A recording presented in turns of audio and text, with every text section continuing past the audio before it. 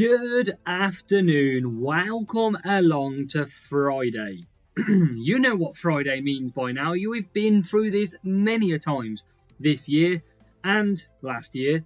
It is strategy guide for your weekend, and these strategy guides are as better than ever. You simply need to use them. We are going to look through in depth your strategy for the weekend's races. That includes opening round, that includes final round, all 16 races that you need to combat, and we're going to make sure you get through to the finals as well. So as always, hit the like button, but first of all, let's get into strategy. Let's bring you up to speed, because you should know by now already. It is obviously we're in the qualifying round, but it's recorded in advance, the F1 Clash Spain event. That is the event that we are coming to this week, with a 5% increase to Carlos Sainz, Fernando Alonso, both epic drivers, double boosted, but only 5%. Not the 10, not the 20, 5%. So make sure to have a check the rares. If your epics are not that great, they may be very usable, and yeah, you've got to be getting one of them drivers in. If not, legendary drivers are available, so you can use your legends just like I'm doing here. Look, I'm using Sainz and Prost, because typically if I go down to Fernando Alonso, I don't like that -4 qualifying stat, so that's why I am not using him at this point. I might use him, but at the minute I am not. So what tracks have we got coming up this weekend before you get into your strategy guide? You've seen a highlight on Wednesday or Tuesday. Now it's the real thing. We start off with Bahrain.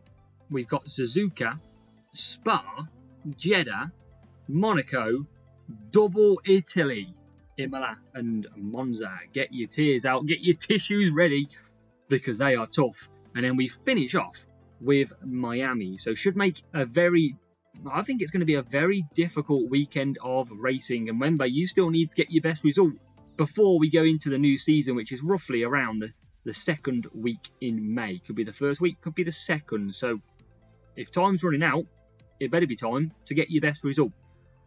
So let's get into your strategy guide, brought to us by myself, my club, James, who created these, and they are for your benefit and your benefit only, to try and get you your best finish. We use the very best boost on the game. If you don't have these boosts, then you need to go ahead and use another boost. Race start and cornering is the meta. Use them boosts and you will be fine. I will talk through the strategies, so if there's a strategy that you're unsure of, I will comment probably a substitute, so make sure you listen. So we've got Bahrain to start with. We have got a 3-3-2 from the front, and a 4-medium, 4-medium works very well. You can do both drivers, 3-3-2, 2-3-3 if you wish, it is very quick. We do them strategies from the back as well. So you've got Merlion and Kawhi from the front, you've got Kawhi and Kupat from the back. Don't need your wet tyres, and there's two very strong chances of conserving your power unit, and you can see in red all the places that are very, very good for overtaking, especially that middle section. It is phenomenal for overtakes, so you need to make sure you give that a go. We move on to race 2, that comes from Japan. There is no rain in Japan, so just a one-stop territory at this circuit. It is a 3-soft 4-medium and a 4-medium 3-soft. If you don't have the tyre management in your drivers, then propose, if they're probably not 85 plus or even 90 plus, I'd probably be going down to a 3-medium 4-hard and a 4-hard 3-medium, just based on tyre management levels. Boosts, Merlion and Kawhi, very good from the front. Copper and Prince are your selection from the back. Obviously Prince helping you defend a bit better on slower tyres. Three big parts to conserve on this track in Suzuka. Then you can see all the sections that we push and go to the middle mode. So fill that in. Big power unit saves down these straights, so make sure you get that saving. Every power unit that you save can help you attack further on the laps. Race 3 could be very tricky. We move to Spa. It's not the Spa that I like, unfortunately. It is the Spa in Belgium. It is race number 3 with a 29% chance of rain. So We're going to run through all the strategies for this one. We've got a 2-2-2 from the front, Merlion and Eclipse. We've also got the same strategy from the back, a 2-2-2 and a 1-3-2. Note that the 1-3-2 does clash with the 2-2 on lap 4, but you do have to manage the gap. If you wanted to, you could take a tyre boost, you could run SAR and run a free medium, no problem, if you're not comfortable with getting a gap between the two drivers. In the wet, nightmare, trust me. All the AI pit on lap number 3. No other laps, just purely lap 3. So from the front, because you're going to get a good start, you're going to do overtakes, we're going to do a 3-3 in the wet, same boosts. And from the back, you are not going to want to do a free wet. We have to take the extra pit stop. It's going to be slower, but you need to push whilst in clear air a little bit, so maybe a tyre boost could be beneficial for you. You need to push in clear air, and then when everybody pits, you undercut, and then you'll pit later in the laps, and eventually you'll come into the pits. Don't expect to go back to front in this. It's going to be about making every one position that you can get. So race 4 is Jeddah. We go from rain to potential heat. Remember, anything over 33 degrees can degrade your tyres, so you may want to look at a slower tyre. From the front, we're going to do a 2 soft, 2 soft, 2 soft, and a 1 soft with Merlion and Hook. And we've also got a 3 hard, 2 soft, 2 soft. In the dry, from the back, 2 soft, 2 soft, 3 hard, and 3 hard, 3 hard, 1 soft.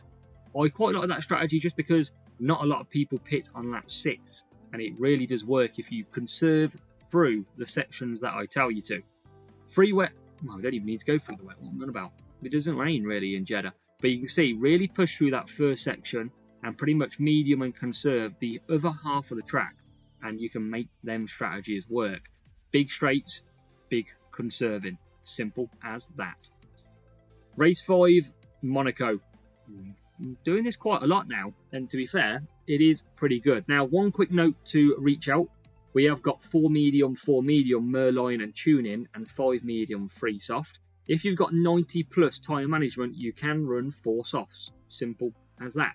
You can run 4 soft, 4 medium. You don't basically slow down in the last quarter of the track if you run out of tyres.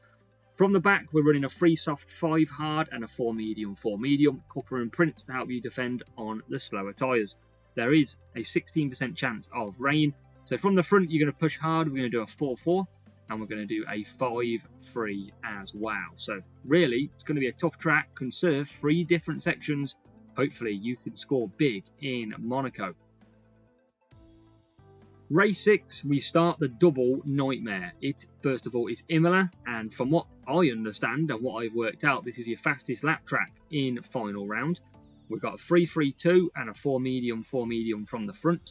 Copper and Kawhi and Merlion, whichever you want to use. From the back, we're doing the 2-3-3 and the 3-3-2. Now remember, it could be above 33 degrees. If it is, you might want to go softs to mediums to hards, because your tyres are going to degrade. You probably need 90 plus tyre management to get 3 softs quite comfortably. No wet tyres needed round here, but down the main straight, you want to be conserving to get some power unit. Race 7, where do we go? Oh yeah, double whammy, Italy, Monza. Race 7, nightmare for everybody. No wet this week, so it's just solely going to be a little bit easier in the dry. But the carnage at the first corner is still going to be the same. We've got 3-3-2 from the front and a 4 hard, and from the back we've got the 2 soft, 3 medium, and the 4 hard as well. 4 hard, you could run on both drivers if you have a big enough gap. It is a very stable and solid strategy. We've got Kawhi and Copper in there because of 2 stops. We've also got a bit of Street Shark in there too. 3 big places to conserve around Monza, as you can see. And you need your power unit for the chicanes and corners. There's some points to be made, definitely, if you get luck as well. And then final race becomes race number 8. It's 100% wet in Miami this week, and we're just going to follow the rear strategies. Expect the AI to all pit on lap 3. Then they're all going to do either 4 laps, which are probably 2 or 3 cars. They'll run out on the back straight, or they'll do a 3-3-1. So from the front, we're going to do the same, 3-3-1. And you'll catch anybody who tries to extend to 4 laps. Second driver is going to do a 2-3-2. They are undercutting to get away from the absolute chaos in the pits. And then you've got a 2-3-2 and a 1-3-3. Do note that on any of these strategies, apart from the front one, we never pit on lap 6 because that is when the traffic comes back in, or on lap 3, apart from driver 1. We avoid traffic, which means we get clean air running as well. So, 2 massive straights for conserving in Miami 2. Well, that is your strategy guide. You're running out of time to go ahead and get your best result, so you need to make sure you go ahead and get it. There is only a matter of weeks now. What are we? Probably just under 3 months, so maybe 11-12 weeks until the new season. So you better start following these tips and getting your groove on to your best result.